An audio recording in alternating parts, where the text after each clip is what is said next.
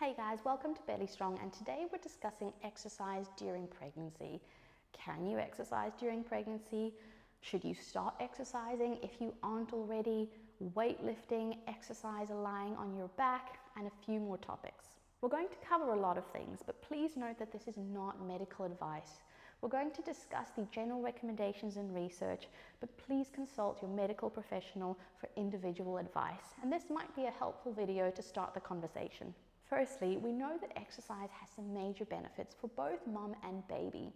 It can help reduce the risk of gestational diabetes, high blood pressure, improve mood, reduce pain, and lay the groundwork for a smoother recovery after delivery. There are so many more benefits that I haven't mentioned, but the real worry surrounding exercise is, will it harm the baby?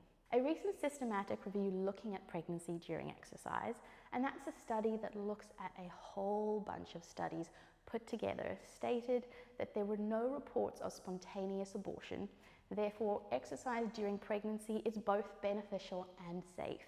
Some research has shown a reduced risk of miscarriage in those who exercise versus those who did not, and one study even showed a reduced rate of C-section in those who have exercised versus, once again, those who did not. So for a normal low-risk pregnancy where you haven't been specifically advised by your medical professional to avoid it, exercise is helpful and safe.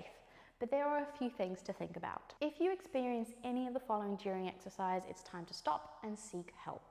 So a headache, visual changes, dizziness, chest pain, shortness of breath, vaginal bleeding or leaking of fluid from the vagina, calf swelling and muscle weakness. Some complete contraindications to exercise, and you should know this because your medical professional should have told you, would be placenta previa, previous miscarriage or stillborn, intrauterine growth restriction, persistent bleeding, high blood pressure or heart disease. The general recommendation for pregnant women is that you should aim to exercise for at least 150 minutes per week at 60 to 80% of your maximum heart rate. And you can calculate your maximum heart rate by taking 220 minus your age. Women who have not exercised but who want to start should begin at a low intensity. For example, with stretches, 10-minute sessions of exercise, and gradually increase this. It can be safe to exercise up to 85 to 90% of your VO2 max for trained individuals. This is at a point where it's really difficult to talk. For the untrained, they recommend 70 to 75% of VO2 max, but this is still hard. You may be able to talk, but it's uncomfortable to do so, and you may feel short of breath, but only because you're working out at a high intensity. So you can do challenging exercises during pregnancy. You can get your heart rate up there. It doesn't have to be all yoga and stretching and Pilates, although that is also massively beneficial. We're often told to avoid things like hot yoga or exercising in extremely hot environments, and this is usually more relevant during the first trimester because of neural tube development. High temperatures can affect this process, but there are a few issues with this. One, as it happens pretty early on, you may not even know that you're pregnant yet. And two, it takes a lot to get your core temperature up to a level where it can be really damaging.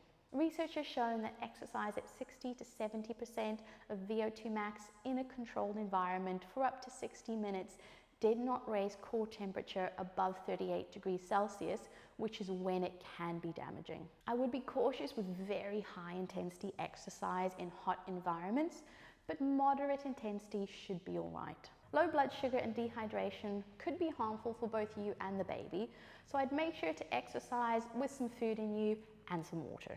And now, safe exercises. What can you do during pregnancy? One, I'd avoid lying flat on the belly, especially after the first trimester. Avoiding contact sports or sports with a risk of falling. Once again, more important once we get into that second trimester. And then aggressive or full sit-ups, only because of the risk of coning or increasing abdominal separation. Other than that, there is no list of safe exercises. There are certain exercises that some women can do and other women can't do. It's all about form, control, and symptoms. For one pregnant person, walking may not be a safe exercise because of extreme pelvic girdle pain. But for another pregnant person, they could be doing full planks in the second trimester and be fine as long as their form is good and we're not getting any massive coning through the belly. This can be really frustrating because if you're anything like me, you just want a list of these are the things you should avoid and these are the things that you can do. Unfortunately, it doesn't work like that. This is why it can be massively beneficial to see someone like a pelvic physiotherapist or prenatal trainer to give you more guidance. And it's also why all of our pregnancy workouts talk through form, what you should be feeling, where you should be feeling it, and what you should be looking to avoid. Can I lift weights? Yes, you can lift weights during pregnancy. A study of 679 women who continued to lift up to 80% of their maximum weight during pregnancy showed that those who trained until delivery had fewer reproductive complications. In these cases, form, technique, and experience are critical factors. So some women can lift heavy through their entire pregnancy, but I'd pay really close attention to form, any signs of pain, pressure down on the pelvic floor, and modify at any signs of these. We do have another video of how to tell when you're putting too much pressure down on the pelvic floor, which could cause prolapse, so be sure to check that out. Can you lie on your back during pregnancy? Now, the main risk of lying flat on your back during pregnancy is the weight of the uterus compressing one of the main blood vessels that takes blood back up to the heart. This can reduce blood pressure and also reduce blood flow through to the baby. It's usually more relevant later on in pregnancy when the baby is bigger, but note that it doesn't always happen. The body is extremely competent and efficient at figuring out what to do when that circulatory system is overloaded in any way. If it does happen, you're more likely to experience nausea, dizziness, or shortness of breath. Some healthcare professionals would rather be safe and say avoid it completely, while others might recommend lying flat okay for periods of time as long as you keep your legs moving and you're keeping your circulation going. As a start, always check with your doctor, and if you do lay on your back to exercise, monitor for signs of dizziness, nausea, lightheadedness, or feeling short of breath. If you feel good, exercise lying on your back for short periods of time is probably all right.